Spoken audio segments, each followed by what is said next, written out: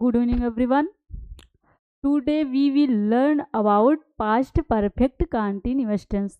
जैसा कि प्रिय विद्यार्थियों बैक क्लास में हम लोगों ने पास्ट परफेक्ट टेंस के बारे में डिस्कस किया। अब बात आती है पास्ट परफेक्ट कंटिन्यूअस टेंस की। आज इस क्लास में जो भी कन्फ्यूजन होगी प्रिय विद्यार्थियों, बहुत सारे स्टूडेंट ऐसे हैं जिन्हें इस टेंस में अधिकतर कन्फ्यूजन होती है, उन सभी का बहुत ही बेहतरीन तरीके से इस क्लास में हम डिस्कस करेंगे। चलिए विलंब ना करते हुए प्रिय विद्यार्थियों क्लास को स्टार्ट करते हैं। तो first all of we will know what is past perfect tense. सबसे पहले हम लोग जानेंगे पास्ट परफेक्ट कंटिन्यूअस टेंस है क्या, इसकी पहचान क्या है, कहाँ पर इसका कैसे यूज होगा। तो प्रिय विद्यार्थियों बताया गया कि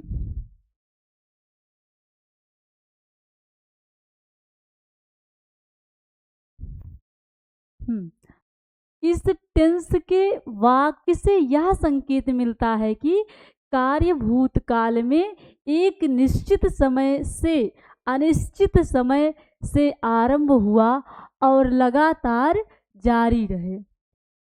इस प्रकार के वाक्यों के अंत में रहा था, रही थी, रहे थे इत्यादि शब्द आपको मिलेंगे। मीन्स प्रिय विद्यार्थियों, जैसा कि हम लोगों ने प्रेजेंट परफेक्ट कंटिन्यूअस टेंस में देख रहे थे, समय के साथ हैज बीन, हैव बीन और सिंस और फॉर, ठीक उसी प्रकार प्रिय विद्यार्थियों पास्ट परफेक्ट कंटिन्यूअस टेंस में भी सिंस और फॉर, निश्चित अनिश्चित को डिस्कस करेंगे। तो इसमें इस टेंस की जो पहचान है, कंडीशन है प्रिय विद्यार्थियों, इसे हम कैसे समझ सकते हैं कि हाँ यहाँ पे पास्ट परफेक्ट कंटिन्यूअस टेंस ही होगा।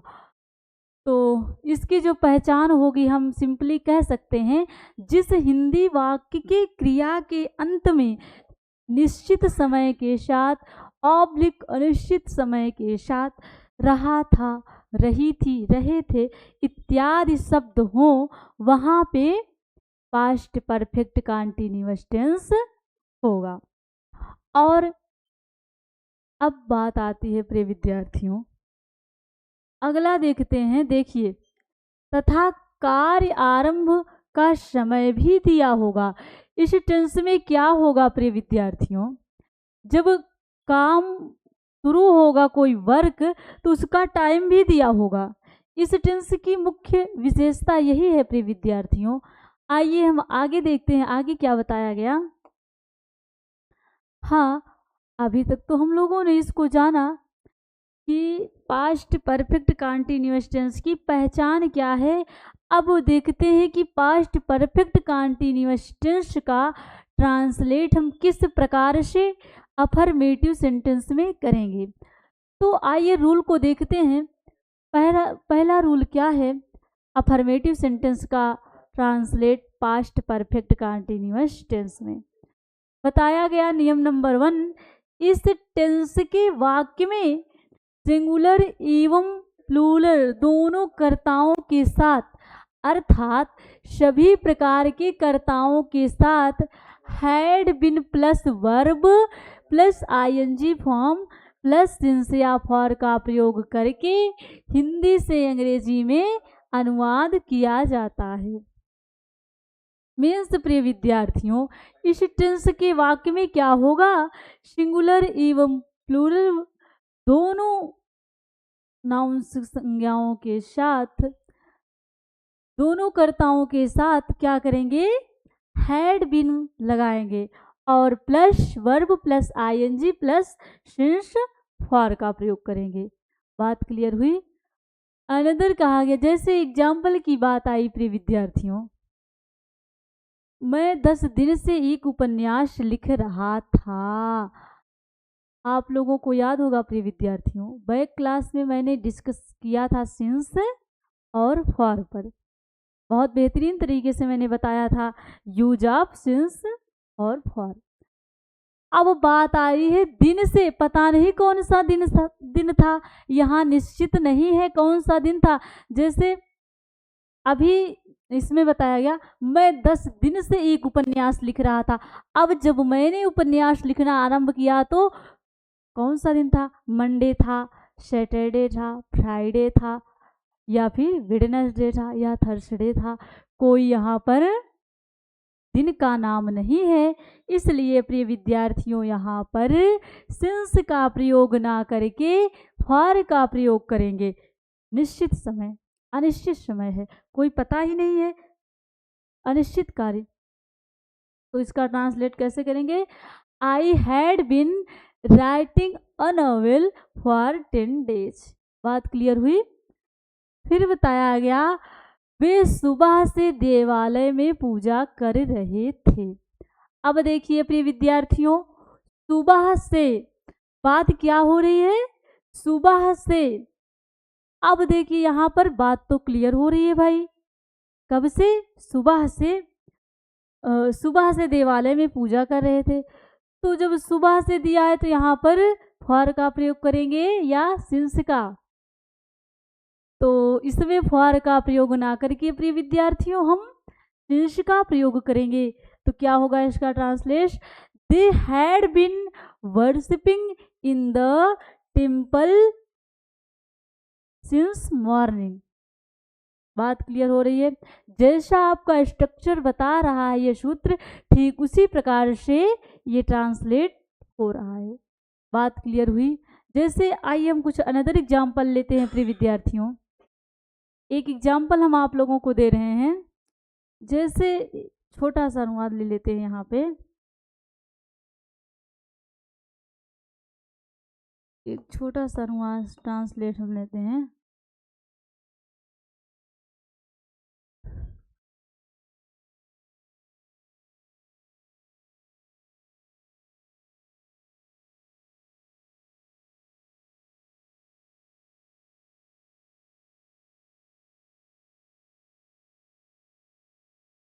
अब देखिए ट्रांसलेट क्या है प्रिय विद्यार्थियों?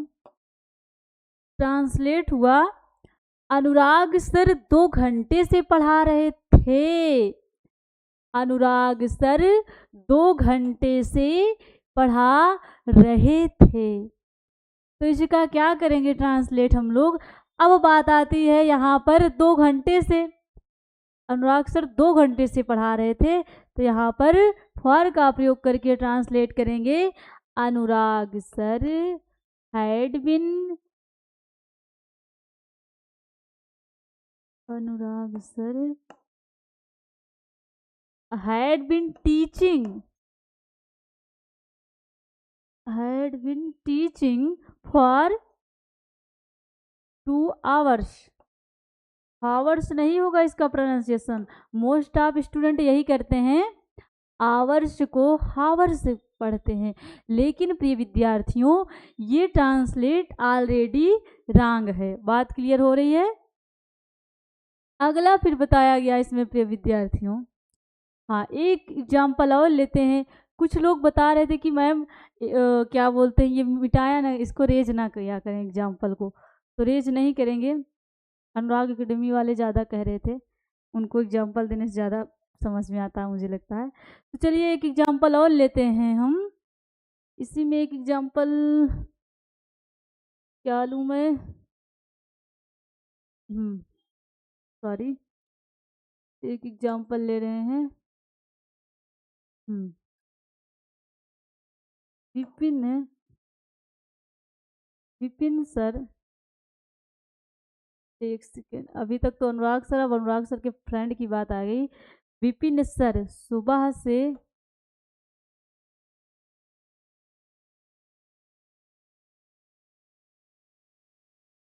बात कर रहे थे, विपिन विपिन सर सुबह से बात कर रहे थे। हाँ, तो इसका ट्रांसलेट प्रिय विद्यार्थियों, इसका ट्रांसलेट हम करेंगे, कैसे करेंगे इसका ट्रांसलेट? मैं कहाँ करूँ, जगह नहीं है। आइए यहीं स्टार्ट ले लेते हैं। Vipin sir, Vipin sir had been talking, Vipin sir had bin talking to talking since Vipin sir had been talking since morning. क्या होगा इसका? since morning. since morning. बात की हुई प्रिय विद्यार्थियों, Vipin sir had been talking since morning. Vipin sir सुबह से बात कर रहे थे। क्लियर हुई? ये सब आपको सिंगुलर में दिया गया एग्जाम्पल प्रिय विद्यार्थियों। आइए एक टू हम बोला, हाँ यहाँ जगह है, अभी इसको बता रहे, ये दिया तो गया है। लड़के सुबह से खेलते रहे थे। सुबह से बात आई है प्रिय विद्यार्थियों, तो क्या होगा? Boys had been playing since morning. Since morning. Uma कई दिन से स्वेटर बुनती रही थी। Uma had been knitting sweater for many days. अब यहाँ पर दिन का नाम ना होने के कारण प्रिय विद्यार्थियों सिंस का प्रयोग ना करके फॉर का प्रयोग किया गया। बात क्लियर हो रही है? चलिए कुछ और एग्जाम्पल हम देख लेते हैं। हाँ, एक एग्जाम्पल है,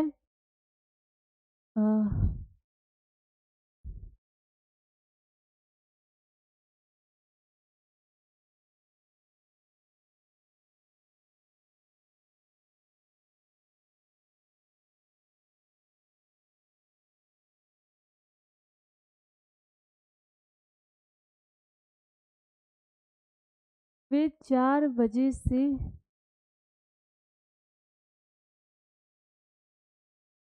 पढ़ रहे थे। अब बताइए प्रिय विद्यार्थियों, क्या यहाँ पर हम सिंस का प्रयोग करें या फिर फॉर का प्रयोग करें? क्या प्रयोग होना चाहिए इस सेंटेंस में? सिंस लगेगा या फॉर? वे 4 बजे से पढ़ रहे थे, तो कैसे करेंगे प्रिय विद्यार्थियों इसका ट्रांसलेट? इस तरीके से करेंगे, they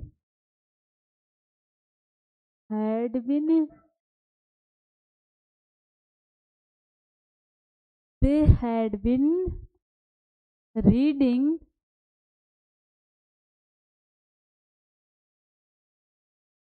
अब यहाँ सिंस का प्रयोग नहीं होगा प्रिय विद्यार्थियों, ओ सॉरी फॉर का प्रयोग नहीं होगा, सिंस होगा। Since 4 o'clock। Since 4 o'clock। क्या हो जाएगा इसका translate? They had been reading since 4 o'clock। Another example लेते हैं प्रिय विद्यार्थियों। अध्यापक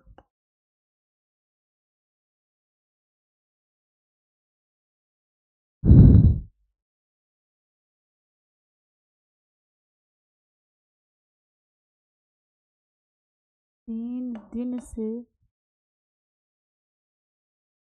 अंग्रेजी पढ़ा रहे थे। अंग्रेजी पढ़ा रहे थे।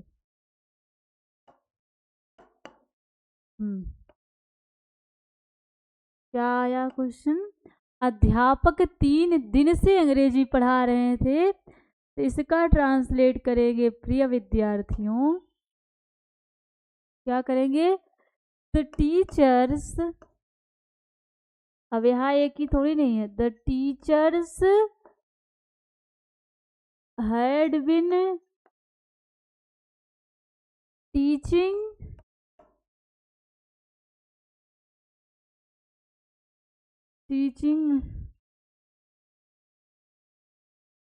English. The teacher had been teaching English for 3 days. अब यहाँ पर प्रिय विद्यार्थियों सिंस का प्रयोग नहीं होगा, फॉर का प्रयोग होगा। पता नहीं कौन सा दिन था, ये तो बात यहाँ पर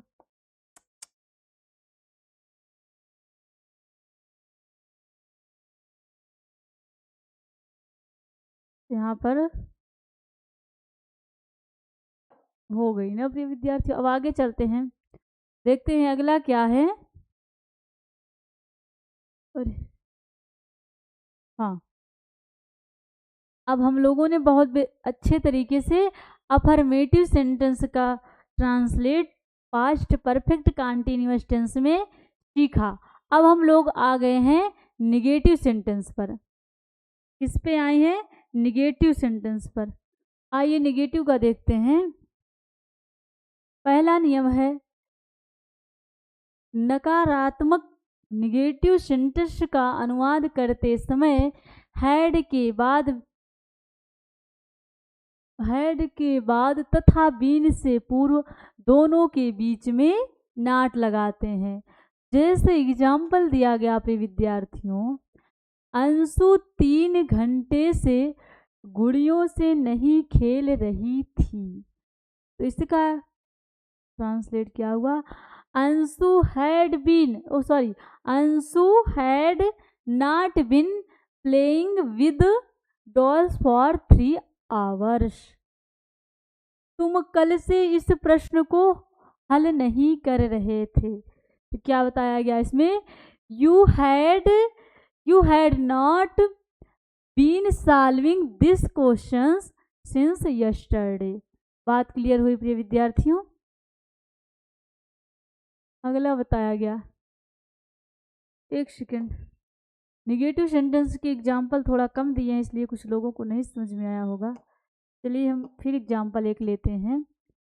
जैसे प्रिय विद्यार्थियों एक छोटा सा एग्जाम्पल लेते हैं।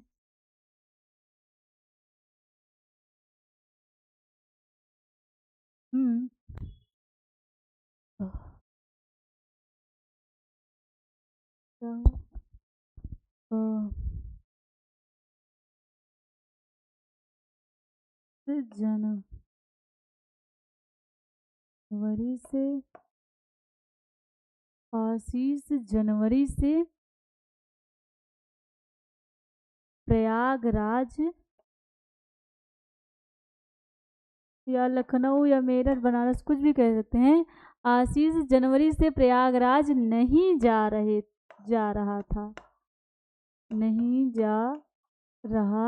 था। अब देखिए प्रिय विद्यार्थियों, क्या करेंगे इसका ट्रांसलेट हम? आशीष, देखिए ध्यान से समझिएगा, Ashish had been going to Prayagraj sorry हम अफर्मेटिव में जा रहे हैं, एक सेकंड। क्या करेंगे? आशीष हैड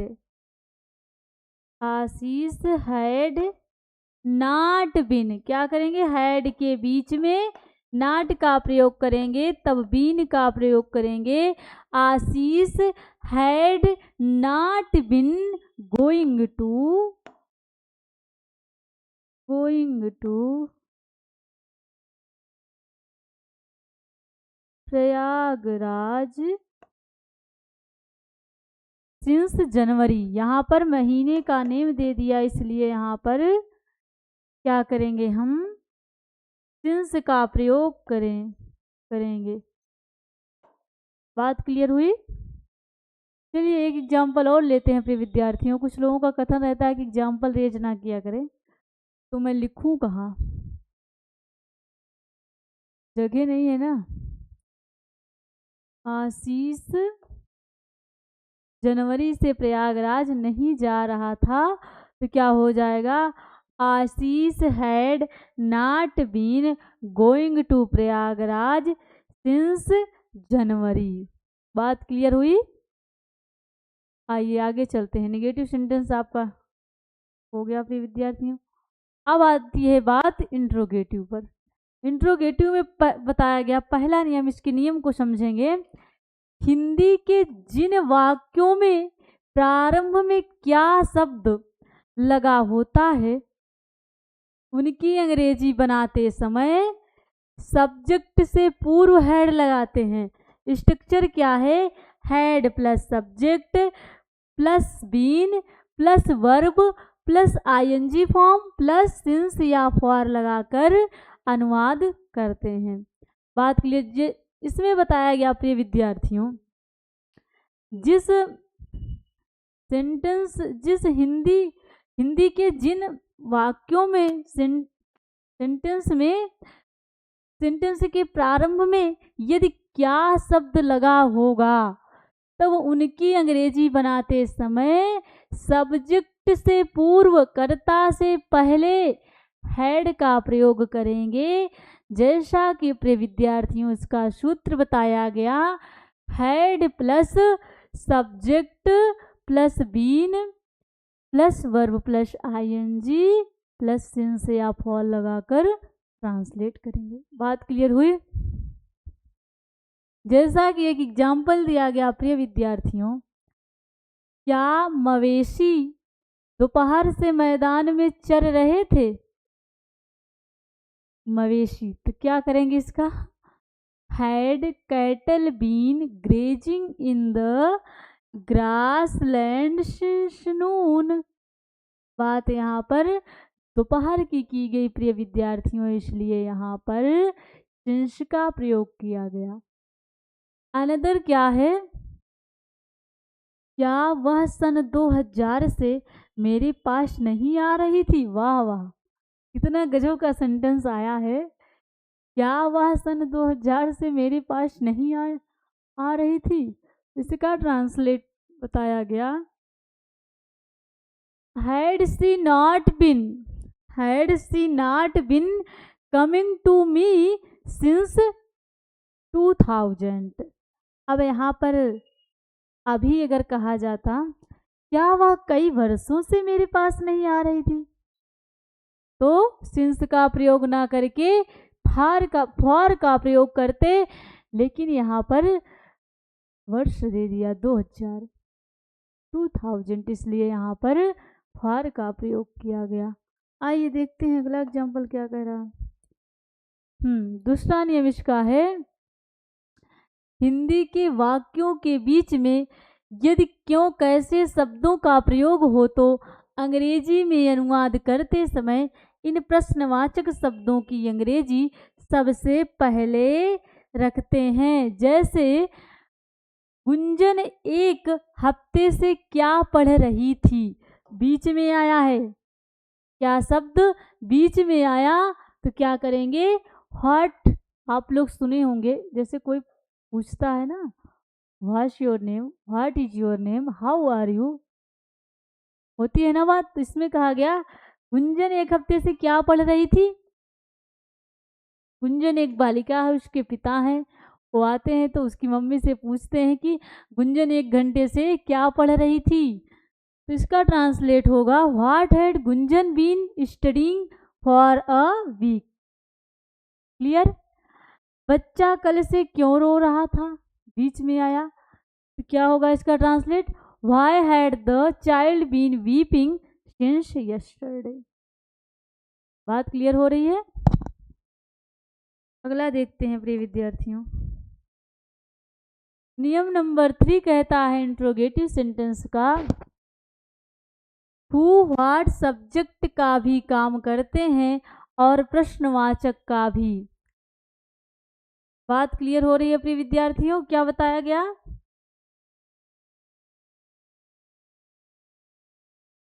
इसमें बताया जा रहा है प्रिय विद्यार्थियों, मतलब बताया गया हु व्हाट सब्जेक्ट का भी काम करते हैं और प्रश्नवाचक भी। जैसे एग्जाम्पल दिया गया, उन शरारती छात्रों को 2 घंटे से कौन सजा दे रहा था? क्या सच में विद्यार्थी शरारती होते हैं? मेरे अकॉर्डिंग तो विद्यार्थी सही होते हैं भाई, शरीफ होते हैं। क्या कहा गया क्वेश्चन, ट्रांसलेट एग्जाम्पल, उन शरारती छात्रों को 2 घंटे से कौन सजा दे रहा था, तो इसका ट्रांसलेट किया गया प्रिय विद्यार्थियों, who had been punishing those naughty students for 2 hours।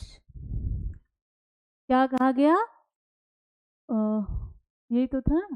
Who had been punishing, punish मतलब दंड देना, दंडित करना, सजा देना, बात एक ही हुई। तो क्या कहा गया? Who had been punishing those naughty students for 2 hours। फिर कहा गया वह 2 माह से क्या महसूस कर रहा था, महसूस कर रहा था, महसूस क्या है, सॉरी एवरीवन। तो क्या होगा? व्हाट हैड बीन, यहाँ महसूस होगा बच्चों, गलत हो गया है, क्या होगा? What had he been feeling for 2 months। अब यहाँ पर फॉर का प्रयोग क्यों किया गया प्रिय विद्यार्थियों? क्योंकि फॉर का प्रयोग इसलिए किया गया कि मंथ का नाम नहीं दिया गया। जैसे कि पिछला एग्जाम्पल दिया गया, आशीष जनवरी से प्रयागराज जा रहा था। अगर यहीं पर बात कही जाती प्रिय विद्यार्थियों, वह जनवरी से क्या महसूस कर रहा था, तब बात आती यहाँ पर सिंस की। इसलिए महीने का नाम, मंथ का नेम ना क्लियर होने के कारण फॉर का प्रयोग हुआ। बात क्लियर हुई? अगला आइए, अगले पर आते हैं। फिर एग्जाम्पल कहा गया तुम्हें 2 माह से क्या बात परेशान कर रही थी। कितना गजब का ट्रांसलेट आया एग्जाम्पल। तुम्हें 2 माह से क्या बात परेशान कर रही थी। तो बताया गया, इसका ट्रांसलेट हम करेंगे what had been troubling, disturbing ये भी हो सकता है, ट्रबल कष्ट देना, डिस्टर्ब करना, बात एक ही हुई। What had been troubling you for 2 months। यहाँ पर भी मंथ का नेम ना होने के कारण फॉर का प्रयोग किया गया। अगला है प्रिय विद्यार्थियों, परसों से तुम किसका नाम पुकार रहे थे। हाँ, इसका 2 तरीके, पहले वाले एग्जाम्पल का ट्रांसलेट हम 2 तरीके से करेंगे। एक तरीके से और कह सकते हैं what had been giving you trouble for 2 months। तो क्या हो जाएगा? What had been giving you trouble for 2 months। बात क्लियर हुई प्रिय विद्यार्थियों? फिर बताया गया परसों से तुम किसका नाम पुकार रहे थे। इसका ट्रांसलेट करेंगे प्रिय विद्यार्थियों, whose name had you been calling since day before yesterday। before yesterday ये है किसका? परसों के लिए। अगला बताया गया वह पिछले सप्ताह से कौन सी कविता याद कर रही थी। तो इसका ट्रांसलेट होगा प्रिय विद्यार्थियों विच, इसका ट्रांसलेट बताया गया which poem had been learning, had been which poem had see been learning since last week. इस प्रकार से हम इसका ट्रांसलेट करेंगे। बात क्लियर हो रही है प्रिय विद्यार्थियों? अब तो आपका हो गया प्रिय विद्यार्थियों पास्ट परफेक्ट कंटीन्यूअस टेंस यहीं पर समाप्त होता है। हम लोगों ने बहुत ही बेहतरीन तरीके से सभी सेंटेंस में, तीनों सेंटेंसों में पास्ट परफेक्ट टेंस का ट्रांसलेट किया और एक एक रूल्स के साथ प्रिय विद्यार्थियों यहीं पर आप सभी का पास्ट परफेक्ट कंटीन्यूअस समाप्त होता है। और नेक्स्ट क्लास में प्रिय विद्यार्थियों फ्यूचर इंडेफिनिट टेंस के साथ मिलते हैं। Thank you so much everyone, we will meet next class.